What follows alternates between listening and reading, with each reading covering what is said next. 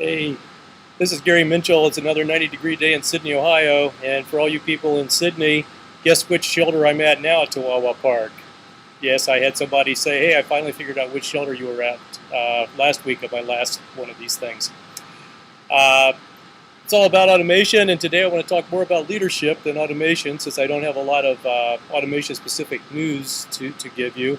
But a lot of leadership things have hit the news, and so I've been pondering this, as I often like to write about leadership.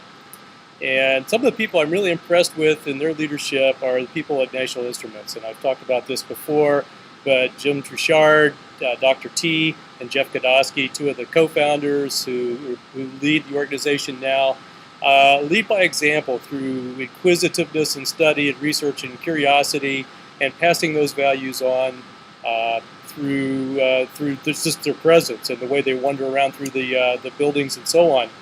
And they lost their senior vice president of research and development, who resigned quite a while ago now, and they just introduced the new senior vice president of research and development to the press last week. Yeah, last week. Gosh, it's only been that long. At NI Week. And interestingly enough, he comes from IBM. He got his teeth at IBM, he had another job, and then he worked for a while at AMD before he showed up at NI.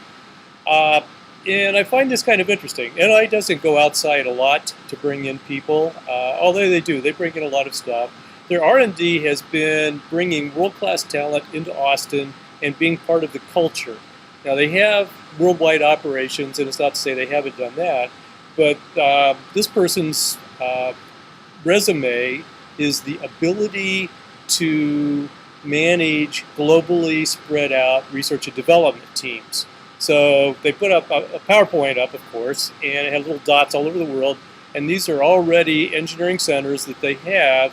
And the way he talked, his goal would be to develop engineering competency centers around the world. Now, I look at this two ways. One, will they be able to maintain that NI culture that they've done for so long with these engineering teams spread out all over the place in different cultures and so on? You know, that it kind of begs the problem. But on the other hand, it's really what big companies do. And NI has been a really successful kind of mid-tier company. And this is, like, to me, a step up. It's a step in growing to develop these global organizations like this. Companies just aren't country-bound anymore. And one of these days, politics will probably catch up to that, but we won't even go there. Well, I just did, but we're not going to go any farther. But anyway, so this will be interesting to watch how this develops, and if NI can maintain their culture, which always puts them on Fortune's best companies to work for list. They're always way at the top. So we'll see if they can maintain this, as it looks like they're poised for this next step up in growth, which companies have to do. You just can't stay still. Either you have to keep growing, or you need to cut and divide up, and so that each part can keep on growing. But somehow you just have to, that's biology, you just have to keep growing. So we'll watch that. That'll be interesting to watch. Another thing interesting to watch in terms of leadership, and a lot of people have focused on the CEO in this drama, and that would be HP. All of a sudden, a little over a week ago, HP's board fired the CEO. The first thing was, well, there was a sexual harassment charge, a part-time contract marketing person who's also a part-time actress person. Basically, it's that you hire an attractive woman to be friendly and at meet and greet things, introduce people, make people feel at ease and that sort of thing. And I guess that's kind of a job description. Obviously not one for me, but that's okay. But anyway, HP had one, and she worked at the corporate level, and she knew her, the CEO, and supposedly she filed, I don't know if they ever actually filed a suit, or at least filed a claim with the company of sexual harassment, and who knows what, there's no details, and it's just he said, she said crap. But so was he fired because of that? Was he fired? Then they said, well, actually, we couldn't find any sexual harassment, but there were three items we questioned on his expense reports. Now, for somebody in the millions of dollars range to question a couple of $100s, that's weird too. So the whole thing is starting to get weird and hokey, and so we don't really know what's going on there.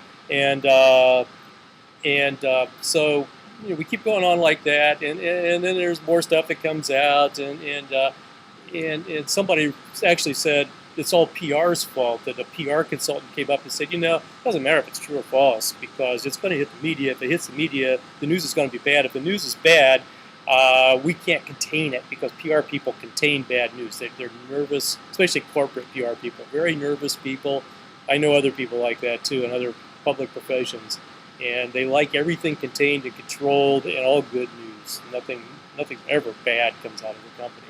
So who knows? Nobody knows. But what we do know is, look at the board of HP. They decided to go on an acquisition thing and really grow, so they bought Compaq. They hire a superstar CEO, Carly Fiorina. She's a superstar. It's all about me. I mean, she's out there, she's making speeches, she's very visible and everything. Heck, a lot of people don't even know Mark Hurd, but Carly Fiorina, everybody knew. And so now she's doing what she should be doing if it's all about her. She's running for Senate in California. So they deserve that kind of stuff out there, and they're getting it. So it's all about her, and now she can be in the Senate and be all about her. But Hurd was a heck of a manager. He was a cost cutter, so he wasn't going to be popular, and supposedly he wasn't. But cost-cutting people aren't, typically. Although he did a couple of, under his watch anyway, I think the Palm purchase, the redirection of the research and development along the WebOS line was really very good stuff. So he did some good things in addition. So I don't know, but it was really weird. And I think it's the HP board. They got rid of Fiorina, they get rid of him just on whims. And there's a, I hope none of my funds have HP stock, is all I can say. So, well, usually I come out here and I've got my cappuccino or my espresso, but today I've got my brain tonic, and that'll keep me going while I go through all this. And the other part on leadership is I'm reading this book called Drive by Daniel Pink, and he talks about motivation. Motivation is something that kind of what he calls the Management 2.0 old-time thinkers thought. It was carrot and stick mentality. You motivate your employees with either a carrot or a stick. And he says, studies, research over many years now have shown that only works for the kinds of jobs that are really laid out.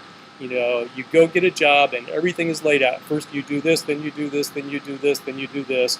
And if it's that kind of job and you're paid on piecework or something, if you give them more money for working faster, they will work faster for more money.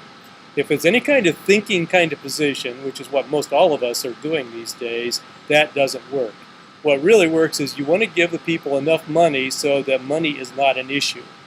And then you need to give them opportunities. And he says that there are three things that people really like: autonomy,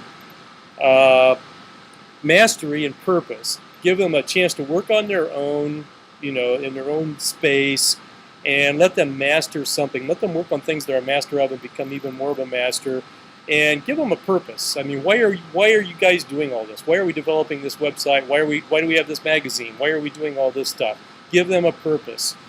And it's very interesting stuff to read. I really recommend the book. It's really well written, and he bases it on a lot of research, which I really like. I like people that base things on reality rather than myth, unless it's a well-reasoned philosophical argument, but that wouldn't be Automation World.